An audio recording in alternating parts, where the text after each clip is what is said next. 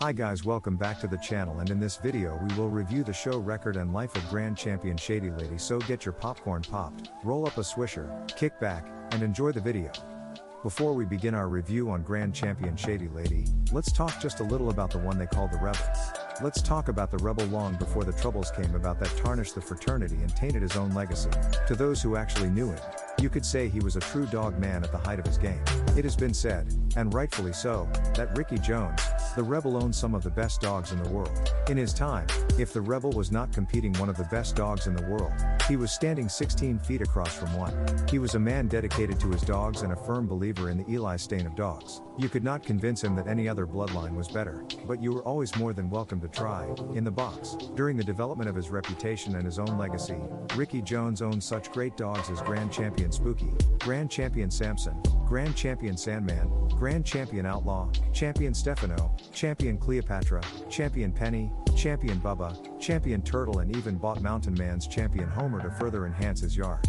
For those who do not know, he also owned half interest and campaigned the great double Grand Champion Tornado.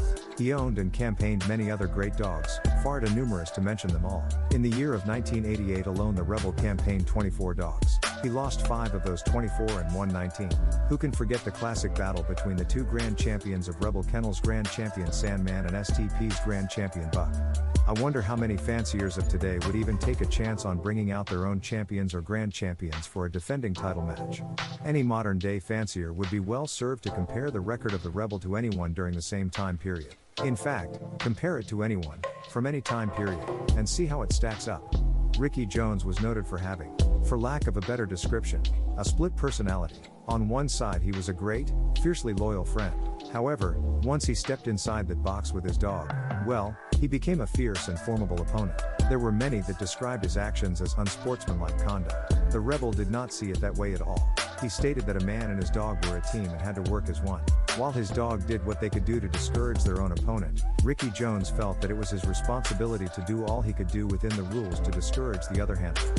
He stated that, in his experience, a dog will quit the very second his handler does. Nevertheless, the Rebel became known in history as one of the greatest competitors of his era. It is a fact that, it was the Rebel that added to the history books great dogs such as Grand Champion Sandman and Double Grand Champion Tornado.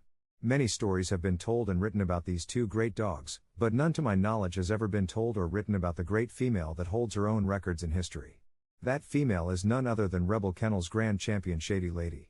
Some fanciers have wondered what it was the Mountain Man and the Rebel must have been thinking or planning, when the Mountain Man backed his famed Spider Bite-'em female up to Rebel Sundance.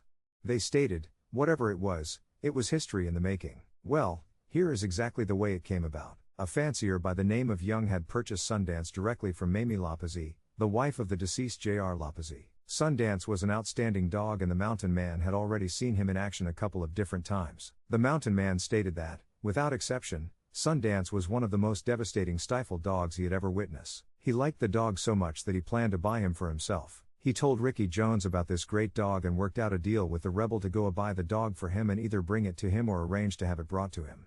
Well, half of that happened. Ricky Jones did in fact go buy Sundance, but then he kept him for himself. The only option the Mountain Man had at that time, he took. He shipped Spider Bite-'em to Florida and had her bred to the two-time winner, at that time, Sundance. Now, the rest is history. The litter produced such great dogs as Harriger's Lil Dumpling and Sheena, Mountain Man's, Harriger's, famed stud dog Elwood, and of course Shady Lady. Ricky Jones was known to be extremely hard on his dogs. Too hard, and unnecessarily hard, most fanciers would say. But, he was who he was, and even though Ricky Jones was not a small man, his own ego was bigger than he was. Even at an early age, Shady Lady wasted no time at showing that she was more than ready to face most challengers. In the year of 1988 she won her first 2 professional competitions. It was at the early spring show in Florida in 1988 that Shady Lady made her debut. It was a 3-card show that also included Rebel Kennels and Ken Allen's Grand Champion Tornado, winning her 6th straight contest. This won over Perry and Divine's 2-time winner Emmy. However, that day Rebel Kennels Shady Lady would be going for her first contest. She would face off to Muscles Carmen. These females weighed in at 37 pounds with Havana Chico selected as the referee. Shady Lady was sired by Rebel Kennels champion Sundance and whelped by the Mountain Man Spider Bite-'em, the sister to Rebel Kennels' own champion Spooky. One of the later reports listed Carmen as being campaigned by Red Kennels and Muscles Carmen, not just Muscle. However, in either case, Mossel's Carmen was a red female that stems from some of Anderson's champion Tonka breeding that came by way of Lamanic. Upon release, Shady Lady jumps off to a very fast start and Carmen was never even in this fight. Fast handles are made and Carmen will not run her first scratch at the 4-minute mark and Shady Lady is declared the winner. It was at a 5-card show later that fall in 1988 that the ticket would read Red Kennels Nantucket vs Rebel Kennels Shady Lady.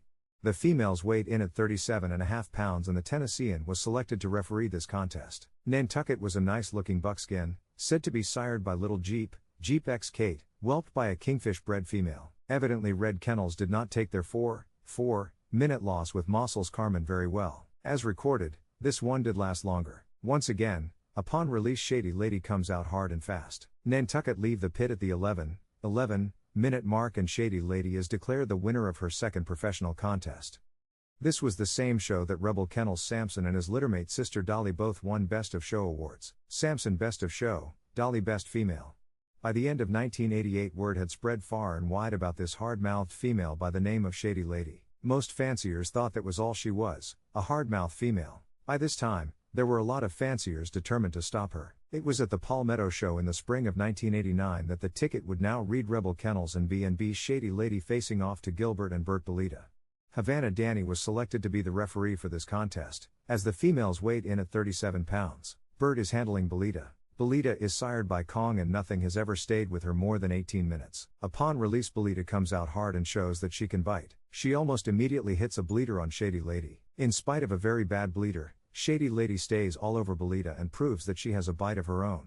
Bert concedes the contest and picks up on Belita at the 9-minute mark, leaving Shady Lady to be declared the winner and now champion.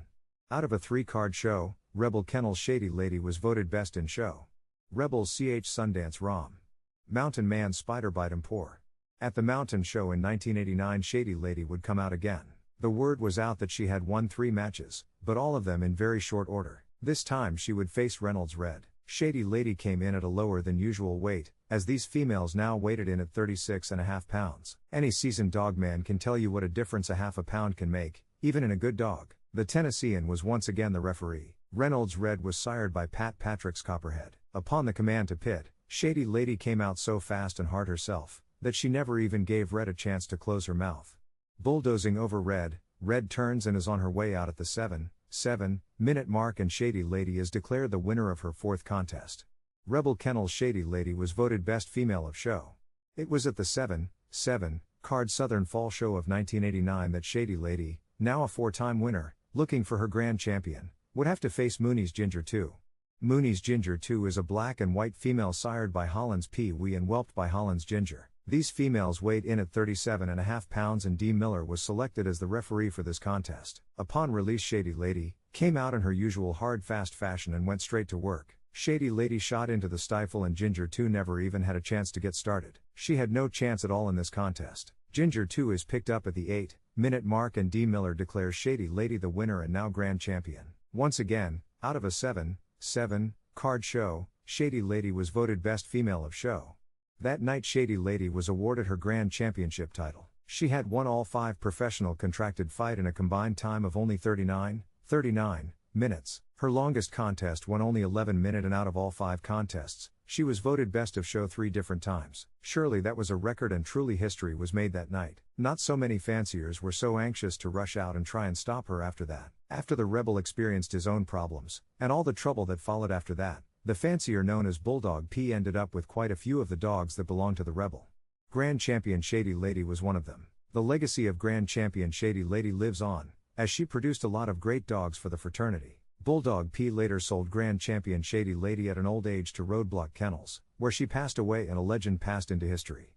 Anytime anyone is lucky enough to witness what they feel would be the highest levels of abilities, bite and stamina, Grand Champion Shady Lady should come to mind and with whom they should base their own comparison, for she should be considered the highest of standards. Those offspring also proved to be outstanding producers as well, especially when bred to James Crenshaw's Champion Gator. Recalling history one more time, back in 1987 the Rebel lost his contest against the 2-time winner Abraham's Queen of Heart with his Rebels Lou. This made Queen of Heart a champion. Queen of Hearts went on to defeat 5 more opponents to earn her own title of Grand Champion. The longest fight Queen of Hearts ever saw was 34 minutes. She was campaigned between 37 to 39 pounds. By 1989, Abraham's Queen of Hearts and Rebel Kennel's Shady Lady both held their respective titles of Grand Champion. Both had been campaigned 37 and 37.5 pounds. Can anyone possible imagine the battle that would have occurred should these two great warrior females ever had met? There is no doubt that it would have been a classic for the history books, as great as the one between Rebel's Grand Champion Sandman and STP's Grand Champion Buck. One can only wonder and imagine what it might be like. However, there is no doubt that these dogs, all of them mentioned here, and the men behind them, gave to the world a true legacy of proven gameness and ability to be passed forward and preserved by future generations. This concludes the video of Grand Champion Shady Lady. Make sure you guys subscribe, like, comment, and share. Thanks for watching.